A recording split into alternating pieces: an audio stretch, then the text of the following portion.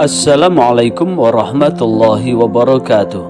Salam jumpa dengan Suluh Berkah Channel. Kali ini liputan khutbah Jumat di Masjid Baitul Izzah, Perumahan Pondok Jati, dengan mengangkat topik puasa dan musuh manusia menuju ridha Allah. Bagi Anda yang baru bergabung dengan channel ini, jangan lupa subscribe, like, dan komen untuk keberlanjutan dari tali silaturahmi kita. Selamat menyaksikan.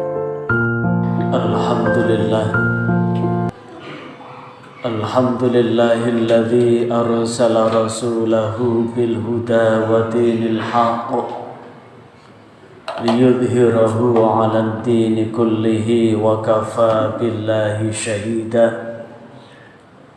Ashhadu an la ilaha illallah wahdahu la syarika lah wa ashhadu anna Muhammadan 'abduhu wa rasuluh. Allahumma salli wa sallim wa barik ala sayyidina Muhammad wa ala alihi wa ashabihi wa man irtadah. Amma ba'd, faya ibadallah, usikum wa iyaya bitaqwallah, faqad fazal muttaqun. Faqala Allah Ta'ala fi kitabihil karim, a'udzu billahi minasyaitonir rajim, wa ma ubarri'u nafsi, innan nafsa la'ammaratun bisu'i illa ma rahima rabbi, inna rabbi ghafurur rahim. Ma'asyiral muslimin wa zumratal mu'minin rahimakumullah. Mari dalam waktu yang teramat singkat ini kita senantiasa berwasiat dan mewasiatkan diri kita.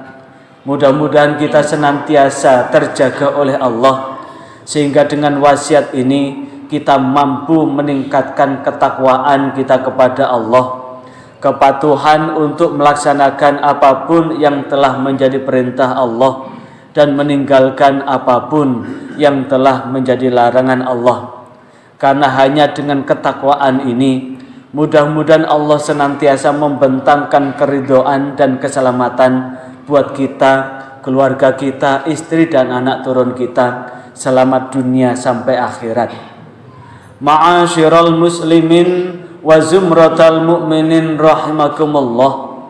Pada kesempatan ini saya akan mengangkat topik 4 penghalang ridha Allah, atau 4 yang menjadi musuh Allah menuju ridha Allah, dan bagaimana kita mengelola itu melalui syariat puasa. Ma'asyiral muslimin wa zumratal mu'minin rahimakumullah. Ada 4 yang bisa menghambat ridha Allah buat kita. Yang pertama adalah dunia, yang kedua adalah syaitan, yang ketiga adalah nafsu, dan yang keempat adalah hawa. Dunia disebutkan di dalam hadis yang diriwayatkan oleh Al-Baihaqi dan Abu Dunya, hubbud dunya ra'su kulli khati'ah.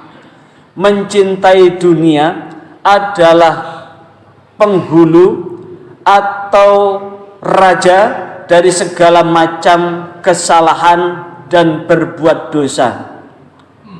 Cinta dunia yang melampaui maka akan menghasilkan menghalalkan segala cara, akan membebaskan diri dari kepatuhan kepada Allah dengan menghalalkan segala cara untuk memperoleh segala macam keuntungan. Orang sampai berbuat korupsi, kolusi, dan nepotisme karena didorong oleh hubbud dunya. Orang menipu, orang merampok, orang mencuri, itu karena hubbud dunya. Padahal ketika dunia atau harta dunia itu dikumpulkan, maka sungguh seluruhnya tidak ada yang dibawa ke akhirat kecuali amal-amal solih yang dia torehkan di dalam jalan-jalan Allah. Yang kedua adalah syaitan. Memang benar idza dakhala Ramadan, dalam riwayat yang lain idza jaa Ramadan futihat abwabul jannah wa sufidatis syayatin, dalam riwayat yang lain wasul silatis syayatin wa ghuliqat abwabun nar, bahwa tatkala Ramadan datang pintu surga dibuka lebar-lebar, setan dibelenggu, dan pintu neraka ditutup rapat-rapat. Pertanyaannya adalah, kenapa masih ada orang yang tidak puasa? Kenapa masih ada orang yang mencuri? Kenapa masih ada orang yang berbuat jahat? Sesungguhnya yang dibelenggu adalah penghulu-penghulunya setan, raja-rajanya setan, atau setan yang sesungguh-sungguhnya. Namun di dalam diri ini ada hawa dan ada nafsu, maka inilah yang kemudian menyebabkan setan atau pengaruh setan itu masih ada di dalam diri manusia. Sehingga walaupun setan dibelenggu, tapi setan yang ada di dalam diri ini masih berkecamuk dan masih menguasai diri orang-orang yang melanggar aturan Allah. Yang ketiga adalah nafsu. Apa itu nafsu?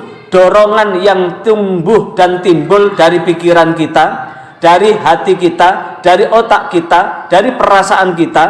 Maka dorongan-dorongan ini jikalau kemudian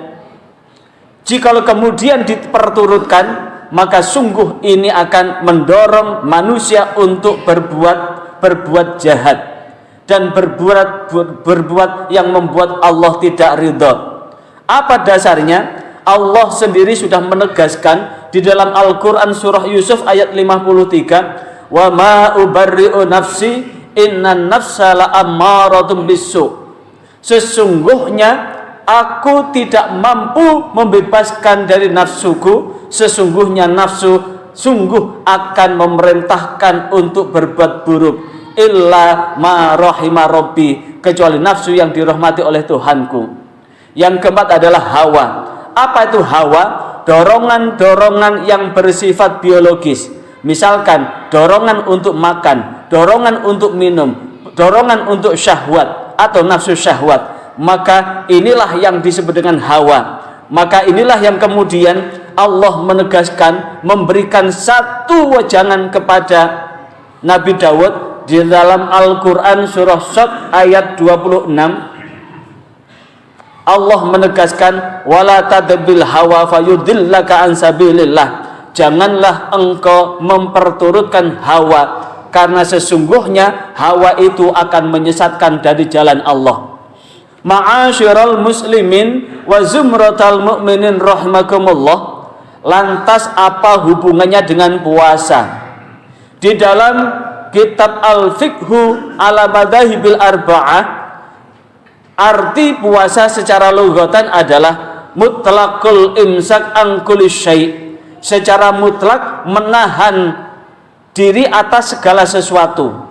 Jikalau kemudian saumul kalam, maka menahan diri untuk tidak ngomong. Saumut ta'am berarti menahan diri untuk tidak makan. Secara syariat adalah al-imsaku an kulli muftirat min tulu'il fajri ila ghurubi syamsi biruknin wa syartin mahsusatin. Puasa secara syariat adalah menahan diri dari segala hal yang membatalkan puasa, dari terbitnya fajar sampai tenggelamnya matahari dengan rukun dan syarat yang sudah ditentukan. Lantas apa hubungannya dengan solusi sekaligus mengelola 4 yang menghalangi kita untuk menuju ridha? Dunia adalah kesahwatan akan harta benda dunia.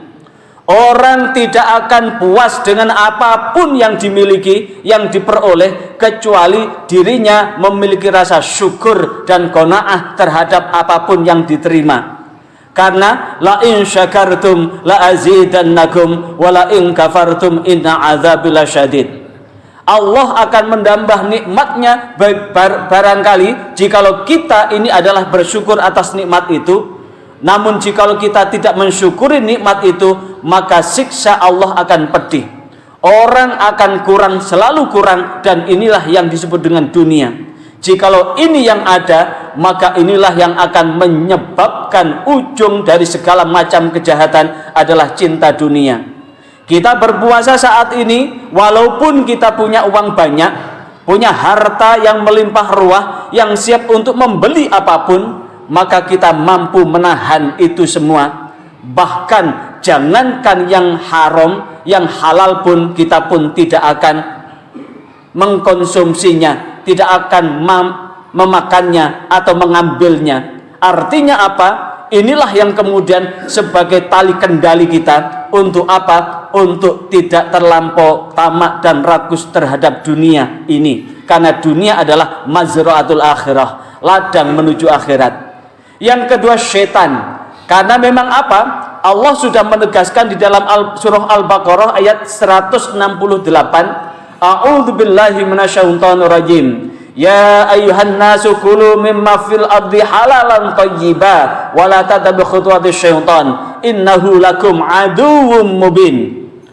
Ayat ini menegaskan bahwa Allah memerintahkan kepada kita semua, kepada manusia, untuk memakan segala sesuatu yang halal dan bergizi, dan jangan mengikuti langkah setan. Setan itu akan cenderung mendorong manusia untuk mencari yang haram, kemudian mencari segala sesuatu yang tidak bergizi. Misalkan minuman keras, itu jelas haram. Ketika dimakan, diminum, akan menyebabkan dirinya akan rusak. Begitu pula jenis-jenis hal yang diharamkan yang lain, maka siapapun yang memperturutkan memakan atau meminum yang haram, maka itu berarti dia mengikuti khutuwatis syaitan, mengikuti langkah setan. Maka Ramadan ini penting dalam rangka apa? Betul-betul kita mampu menahan diri selama seharian, dari subuh sampai dengan maghrib. Kemudian kita ulang sampai 1 bulan. Ini adalah waktu penting dalam rangka apa? Mengelola agar kita tidak terbujuk rayu setan. Yang ketiga adalah nafsu.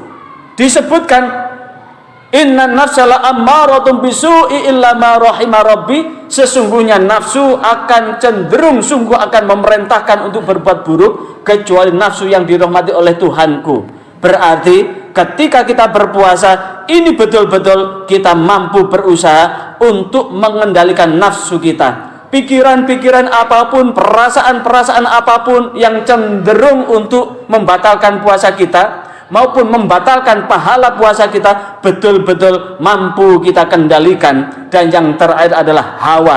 Hawa adalah keinginan makan, keinginan minum, keinginan biologis yang lain, maka kita mampu menahan. Jika ini betul-betul kita lakukan dengan sungguh-sungguh, maka sungguh ini akan menghasilkan predikat bahwa betul-betul kita akan Idul Fitri, kembali kepada fitrah. Fitrah itu adalah bersih. Naluri kita adalah naluri untuk taat kepada Allah. Karena sesungguhnya Allah sudah menciptakan kita, inni khalaqtu ibadi hunafa. Sesungguhnya aku menciptakan hambaku ini bersih, suci. Namun setan datang, setan menggelincirkan manusia untuk menghalalkan apa yang Allah haramkan dan mengharamkan apa yang Allah halalkan. Dan puasa ini penting dalam rangka mengelola itu. Maka mudah-mudahan betul-betul kita semua, segenap jamaah Masjid Baitul Izzah ini mampu memperoleh predikat puasa yang makbul, yang mengantarkan kita kembali kepada kefitrahan, yang mendapatkan ridha Allah Subhanahu wa ta'ala. Mudah-mudahan dengan sedikit ini Allah membimbing kita di jalan yang benar, jalan yang Allah ridhai, hingga kita selamat dunia hingga akhirat.